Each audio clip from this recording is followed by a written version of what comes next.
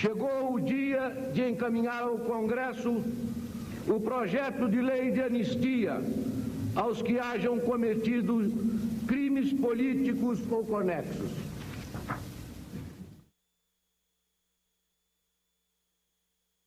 O projeto restaura os direitos políticos suspensos, reintegra na vida partidária todos os que dela haviam sido afastados por crimes políticos, prevê a possibilidade de reversão ou retorno ao serviço ativo dos servidores públicos dele afastados, em virtude de ato revolucionário.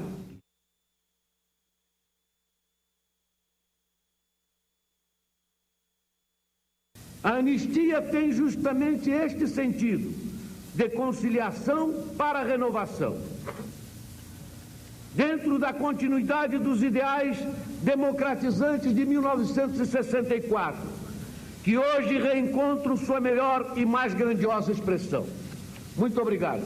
O projeto de lei de anistia foi encaminhado ao Congresso Nacional pelo último governo da ditadura militar, instalada com o golpe de 64.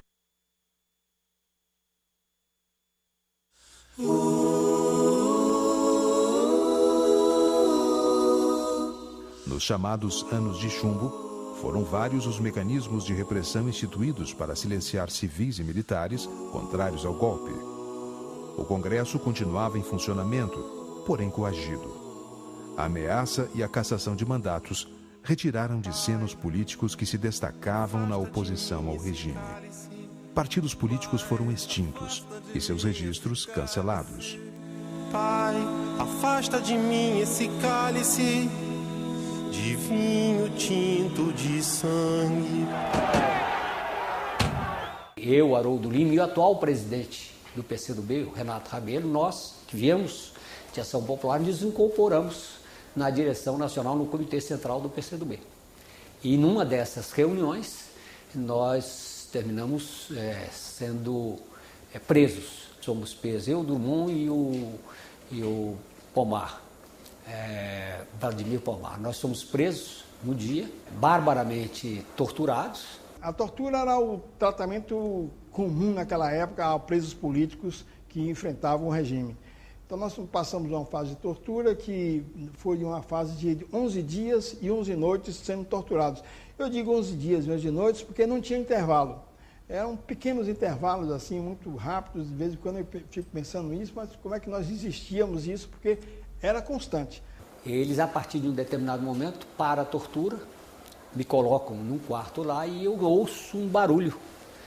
Entende? E hoje a conclusão é de que tinha morrido o Drummond e eles ficaram apavorados com o negócio. E então, no outro dia, eles nos tiraram do DOI-CODE, nos levaram para o DOI-CODE do Rio de Janeiro. Entende? Tanto que o pessoal que esteve preso no DOI-CODE do Rio de Janeiro, depois da nossa prisão, denunciou, porque eles viram, eu escrevi lá na cadeira, tinha a cadeira do dragão, tinha a chamada geladeira, entende? Na geladeira eu escrevi, e eles, então, o pessoal que veio depois denunciou aquela situação.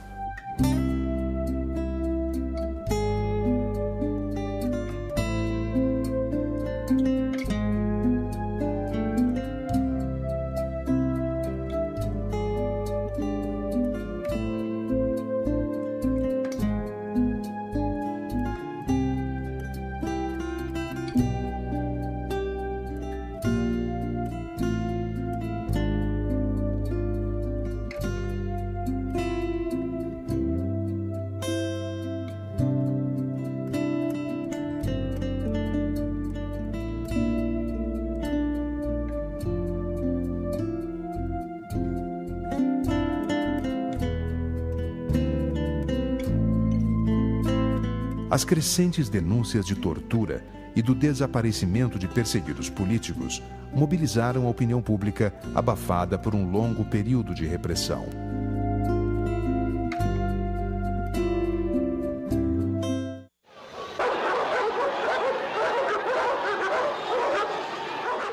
No governo Figueiredo, a ditadura militar enfrentava o que seria a pior recessão econômica da história recente do país. Os movimentos sociais, sobretudo as greves do ABC paulista, que marcaram os anos de 78 e 79, questionavam a legitimidade do regime. Os aparatos de repressão mostravam suas limitações. A ditadura estava encurralada.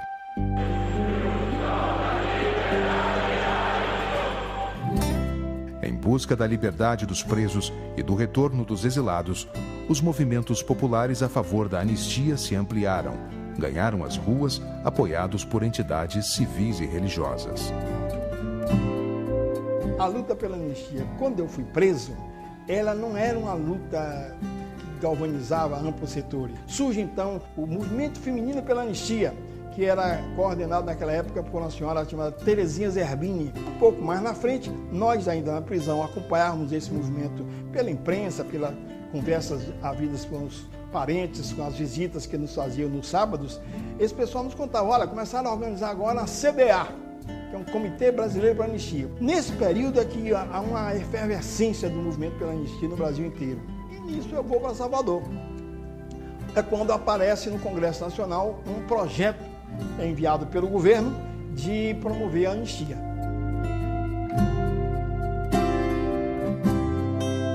A discussão do projeto de anistia abriu o ano de 1979. Era o início do governo Figueiredo, que daria sequência à abertura lenta e gradual do governo Geisel. A partida foi dada no dia 28 de maio, quando o ministro da Justiça Petrônio Portela foi incumbido de redigir o projeto de anistia. Consenso nos setores militares, a anistia que o governo oferecia era restrita. Excluía os condenados por crimes de sangue, classificados como terroristas, e trazia ainda a confusa expressão crimes conexos, referindo-se aos que seriam beneficiados pela lei.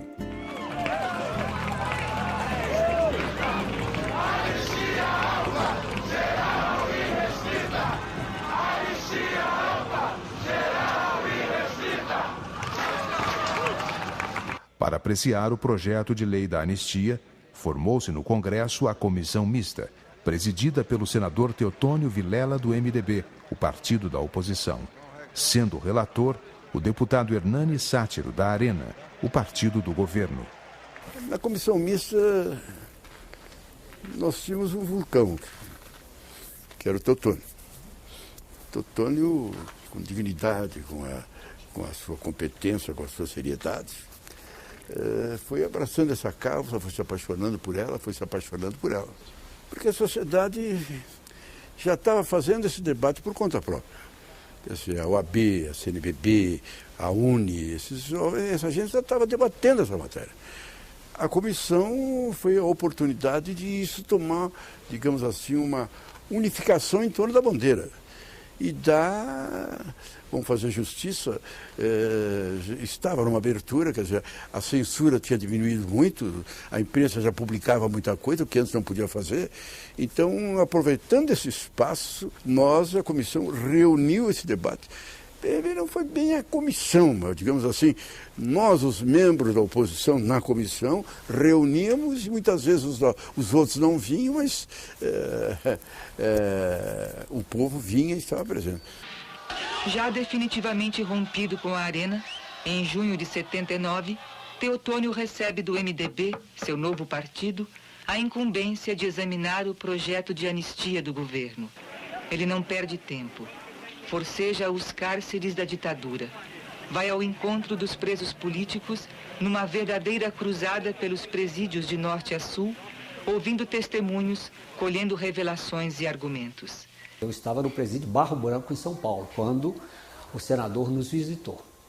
E ele reuniu com todos os presos, entende? E ouviu relatos de prisão e de tortura de todos nós. E o pessoal mostrava, digamos, as consequências da tortura, etc. E ele ficou muito sensibilizado e nós insistimos com ele de que a anistia nos moldes em que os militares estavam querendo dar não atingia, quer dizer, um avanço democrático. E ele saiu de lá com uma posição firme em defesa da anistia ampla, geral e restrita. E tem um aspecto importante, porque como ele, senador da República, relator do projeto de anistia, e ele resolveu então visitar todos os presídios. Aquilo deu, digamos assim, uma dimensão grande a essa questão. E quando ele sai, nós vimos pela televisão, uma série de jornalistas e vários canais de televisão ouvem: senador, o que o senhor viu aí dentro? Qual a avaliação do senhor? Ele disse: aí dentro eu não vi nenhum terrorista, eu vi jovens querendo lutar pela democracia e pela liberdade. Para a opinião pública brasileira, eu devo declarar, em primeiro lugar, que não encontrei em parte alguma, entre os 50 presos políticos que visitei, qualquer terrorista. Se a anistia tem por objetivo exatamente esquecer o que ocorreu durante certo e determinado período, que levou um lado e outro a um estado de beligerância, a anistia não pode de maneira alguma deixar fora os presos políticos. Essa carta tem uns trechos aqui interessantes. Eu começo dizendo aqui ao senador Teotônio Vilela, diga-se de passagem, um homem que honra a história do Brasil. Um sentimento nacional impressionante, um democrata sincero. Expomos abaixo 5 pontos que resumem nossas críticas fundamentais ao projeto de anistia do governo. O primeiro ponto é esse. O primeiro ponto é parcial e discriminatória. O projeto não resolve o problema da existência no país de perseguidos políticos. Não acaba com esse produto lídimo da intolerância e da força à vítima de leis excepcionais. Quarto, é ampla, geral e restrita e prévia para os torturadores do regime. Isso é um dado interessante está aqui. Pelo embuste vergonhoso de crime conexo ao crime político, que foi introduzido no projeto, sorrateiramente o regime militar apressa-se em querer salvar os seus torturadores, nunca enquadrados em lei alguma, nunca julgados, nunca punidos. Basicamente, o projeto de anistia tinha 2 pontos polêmicos. O primeiro deles é o parágrafo 1º do artigo 1º, que dava uma interpretação heterodoxa, excessivamente ampla, do que se considerariam crimes conexos alcançados pela anistia, que era o de alcançar também os abusos da repressão.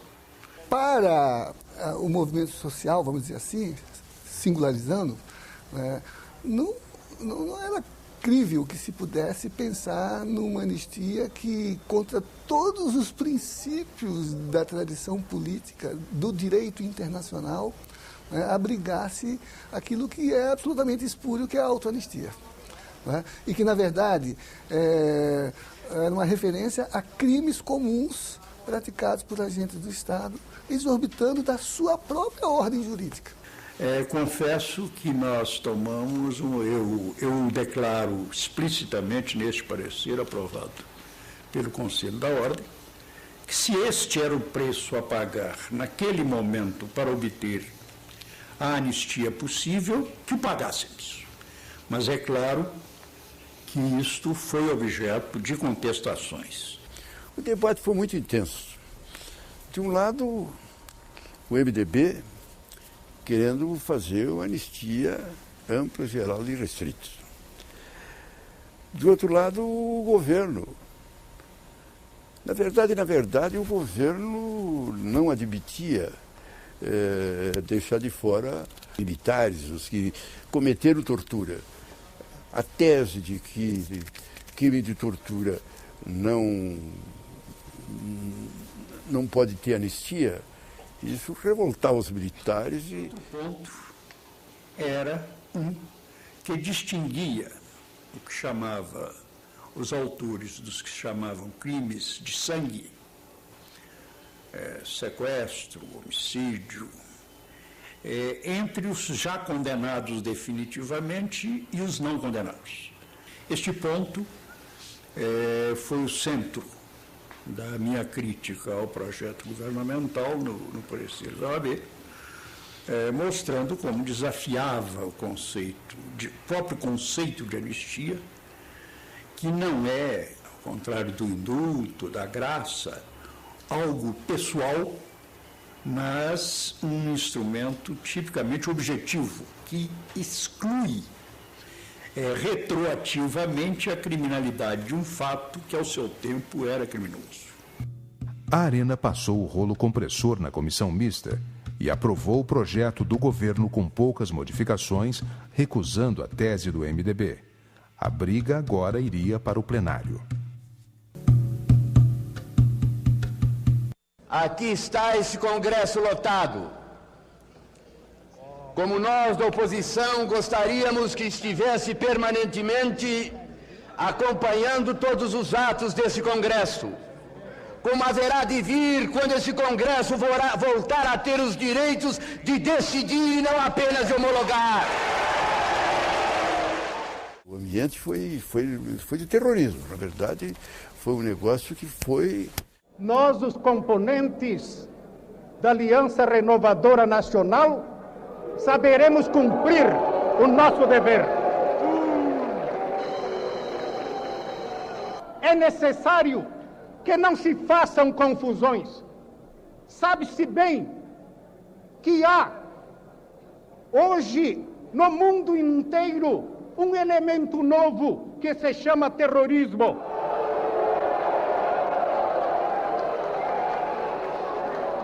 Não aqui no Brasil apenas, mas no mundo inteiro, desafiando as democracias, infernando a vida das nações. E este governo, que hoje, ainda há pouco, falava na existência de terrorismo, ele se esquece que terrorismo político só se caracteriza quando o regime é democrático, quando, ao contrário do que ocorria aqui no país, se sufocaram todas as liberdades e aqueles, portanto, que desesperados, muitas vezes sem ver perspectivas para o futuro, homens e mulheres, muitas vezes trabalhadores, que foram presos quando se encontravam na praça pública. No dia da votação, o MDB reapresentou a sua proposta de anistia ampla, geral e restrita, que recebeu a adesão de vários membros da Arena. A tensão se instalou no plenário.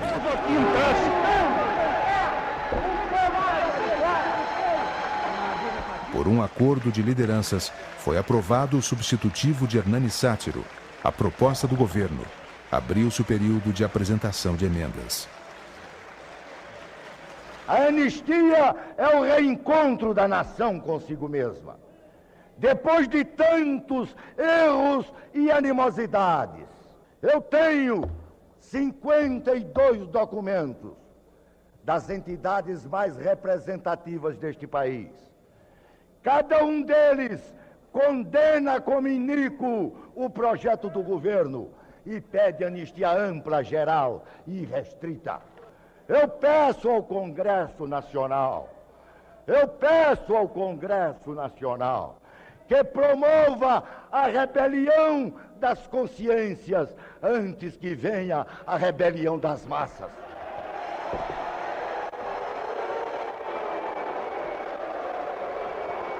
No dia em que proferi meu parecer, esteve presente no Conselho Federal da Ordem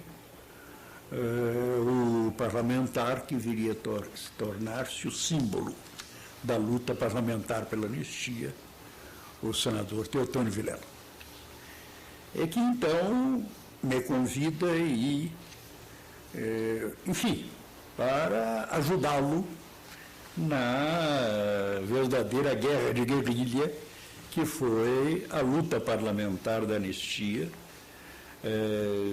na busca de apresentar alternativas para todos os gostos e lutar por aquela que politicamente fosse possível alcançar naquele momento, para viabilizar a luta parlamentar, que acabou centralizada, na verdade, em uma emenda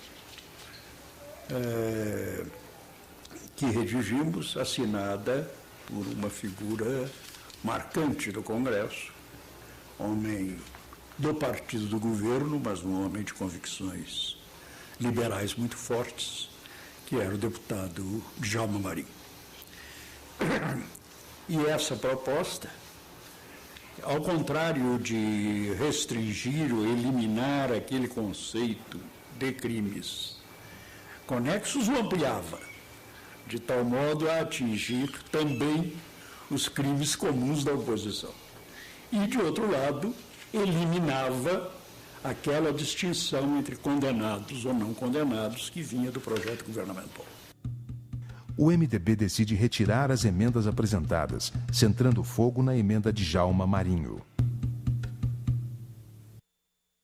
Senhor presidente, desejo que neste momento, quando desta emenda depende, inclusive, a vida e a liberdade de jovens brasileiros que estão na prisão. E neste momento desesperado, senhor presidente. Esse plenário viveu momentos históricos, foi a votação dessa emenda. Forças Aeronárias e do Exército praticamente cercaram o Congresso Nacional. O ambiente se passar a emenda, já não era mais de ser rejeitada, de fechar o Congresso, e prende, caça. Atenção dos senhores congressistas, que é o seguinte, o texto da emenda 53, de autoria do deputado Djalma Marinho, e que será votada pelo processo nominal nesse momento.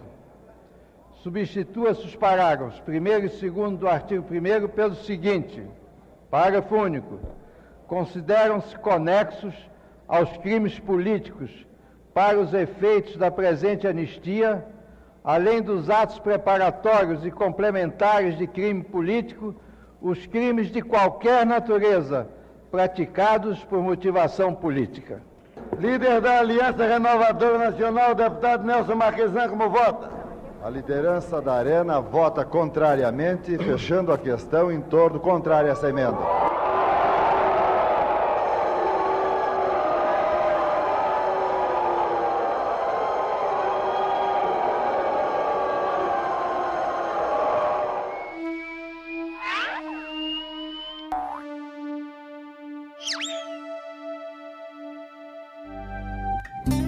O governo conseguiu fazer passar pelo Congresso sua anistia parcial e restrita, depois de uma batalha parlamentar de 9 horas de duração. Foi aprovado o substitutivo de Hernani Sátiro, que incorporou ao projeto inicial do governo algumas pequenas concessões.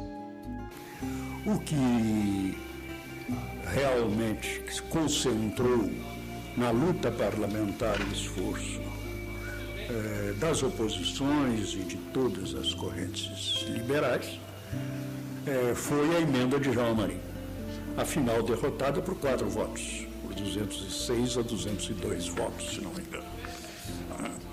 Naquele momento, embora nós chorássemos como uma derrota, porque permanecia não só guarda-chuva protetor da tortura e dos abusos, mas também a discriminação entre condenados e não condenados, nós tomamos essa derrota por 4 votos como uma derrota.